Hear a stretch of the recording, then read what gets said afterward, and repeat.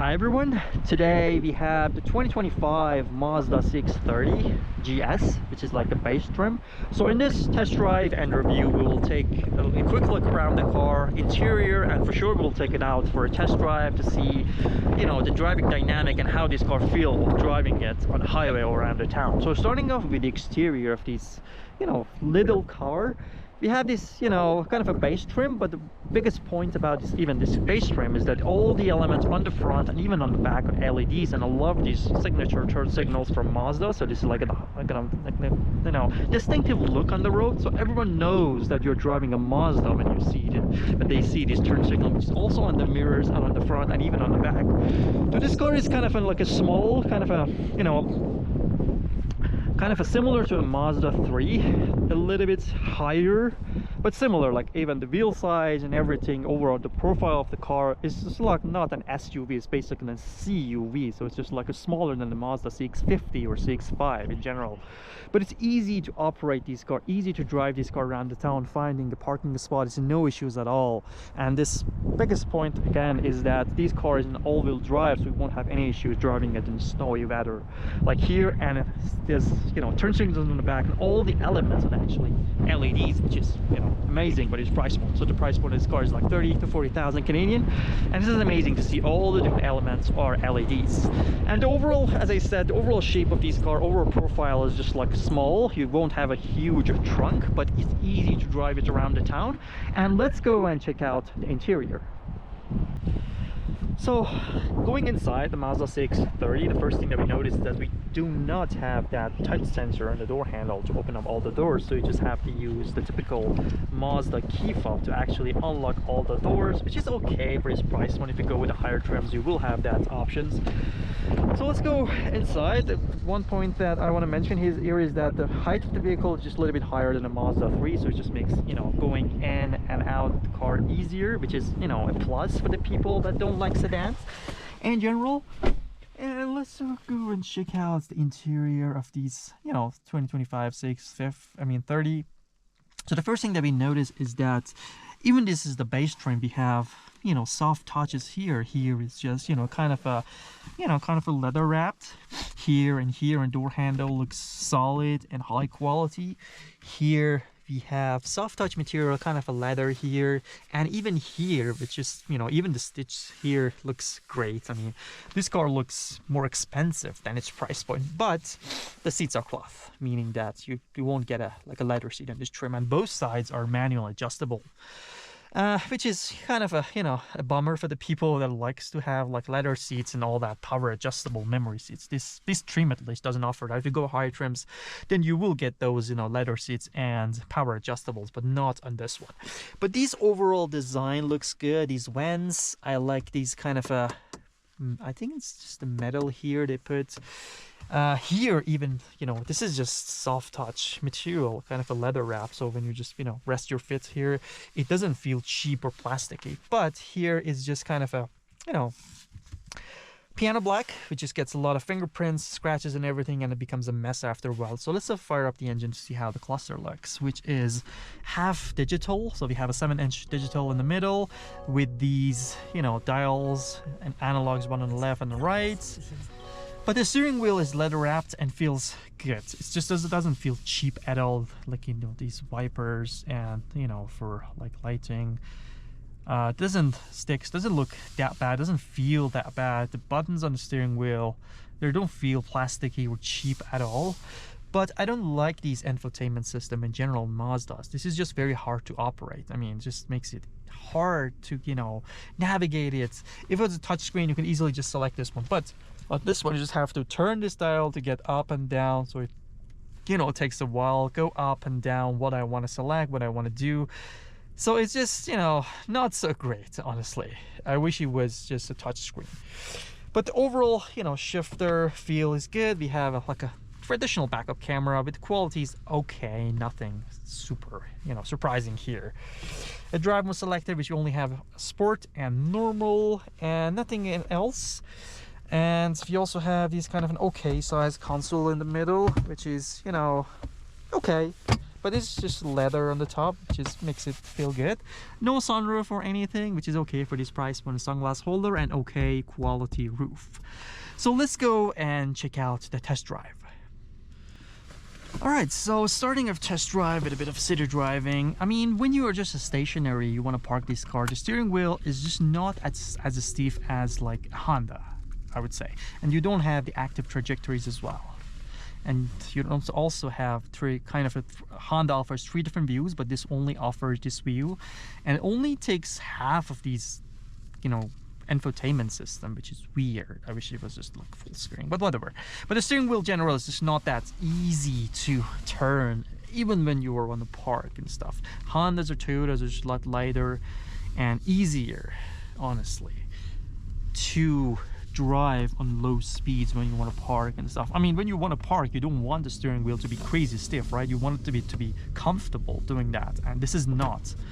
Hondas, Toyotas, I mean, this can be compared to a Honda HR-V and a Toyota Corolla Cross, and those offering a better steering wheel. In higher speeds, they get very stiff. So they're just general, the steering wheel feel on those on low speeds are a lot better. You just have to be, it just requires more effort, honestly.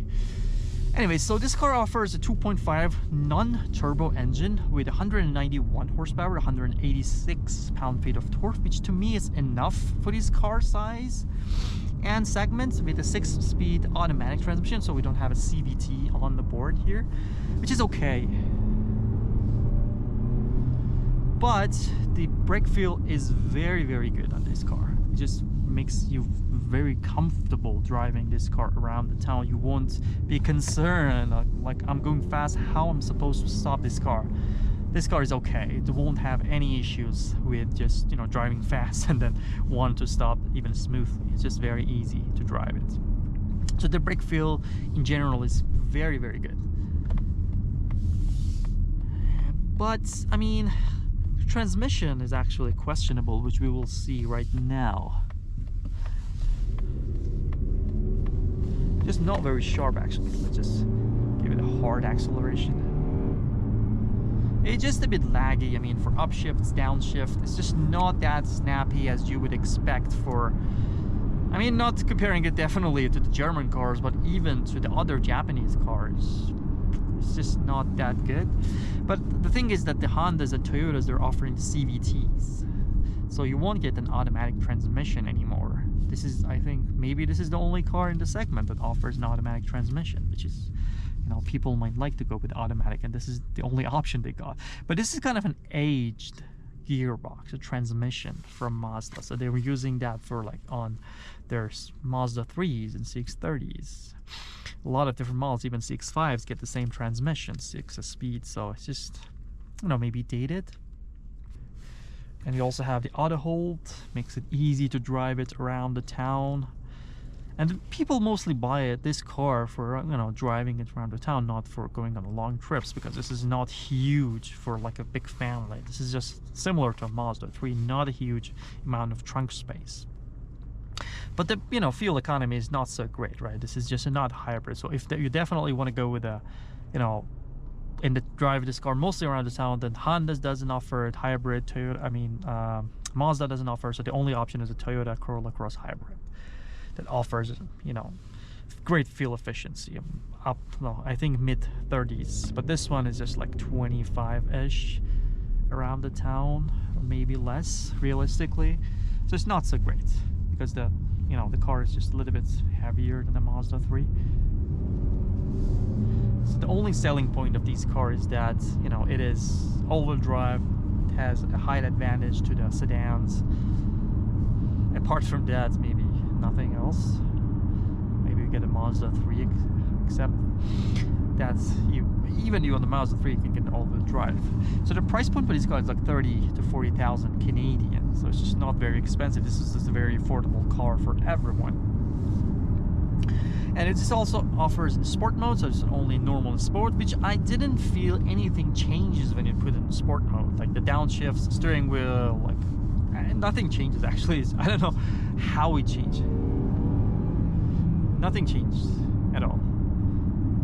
And if you want to have the manual shifts, then you have to just use this, you know, shifter here. We don't have the paddle shifter, so let me just downshift, upshift.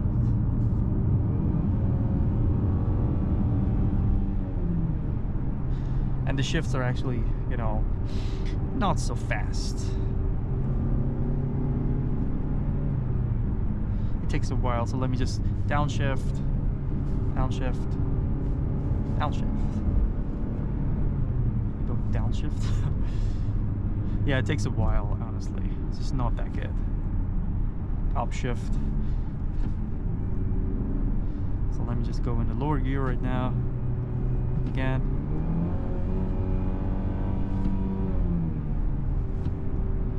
It takes a while. I mean, this is just not as snappy as other. I mean, in this segment, this is the only car offered automatic transmission, so I can't compare it to anything in this price point. So maybe that's okay. That's the only thing you can get. But this is not super snappy, and I don't think people buying the car in this range expect it to be that much. Really cares about the transmission to be that fast in the shifts and stuff. I mean, it's okay. Not a huge deal. But the steering wheel actually on high speeds, even here, just feels amazing. It feels satisfying. The only issue is that on like low speeds. Just put it on the normal mode. And getting up to high speeds, no issues at all. This car has enough power to do that for you, so you won't have any trouble. Let me just put it in normal mode. Maybe in a sport mode, it just, you know, keeps and holds the gear for a longer time. That's maybe the only difference. But this car has enough power for you to go anywhere you want, getting up to highway speeds and all that stuff. So talking about the active safety features that this car offers, we only have the adaptive cruise control on board and lane departure warning.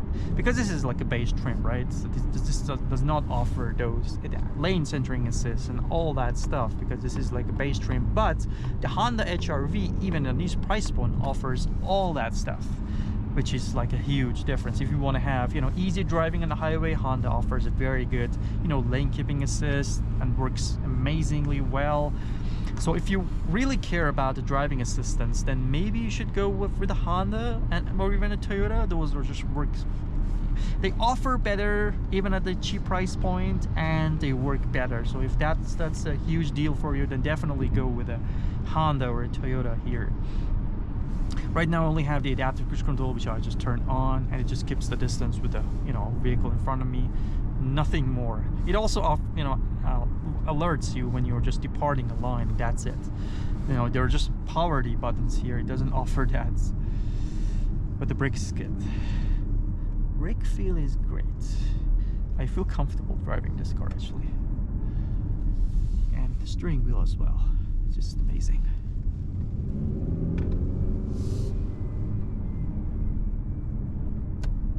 And the engine noise, honestly, is just not that much. It's just similar to other vehicles. Nothing crazy about the engine noise. I don't have any complaints about that.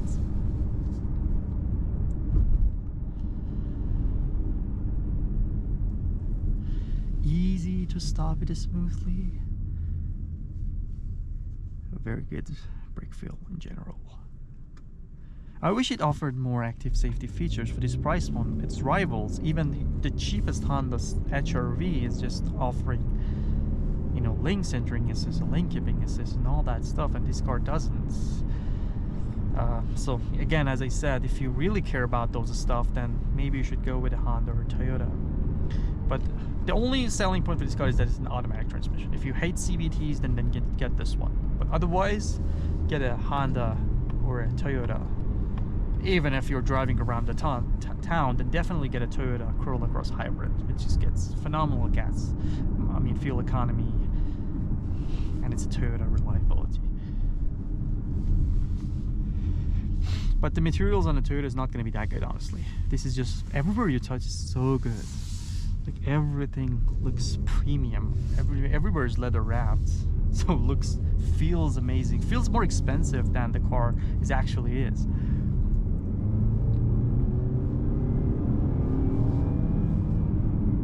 Easy to get up to speed. 191 horsepower is just good. 186 pound-feet of torque. Enough. Perfectly fits for the size of the car. No issues at all to get up to speed. This also offers 3 levels of like in the gauge cluster, not really configurable like this one, you know, kind of a traditional dials, and this one which just offers a couple of details here. Averaging right now, this car is averaging at 10.7 liter per 100 kilometers. I mean, it's okay for this car and this price point and this, you know, size of the car. As I said, if you want to get a good fuel economy, then get a Toyota Corolla Cross.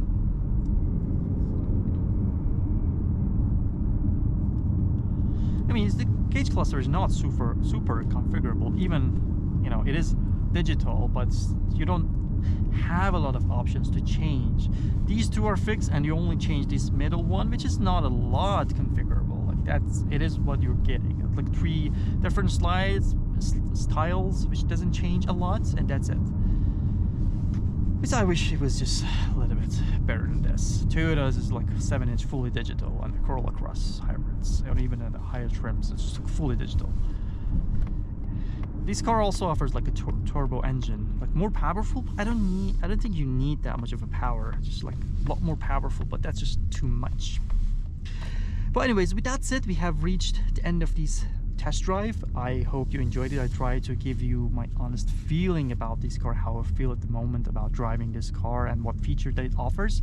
So if you have any thoughts or comments, please feel free to leave them down below in the comment section, and hope to see you all in the next videos. Thank you.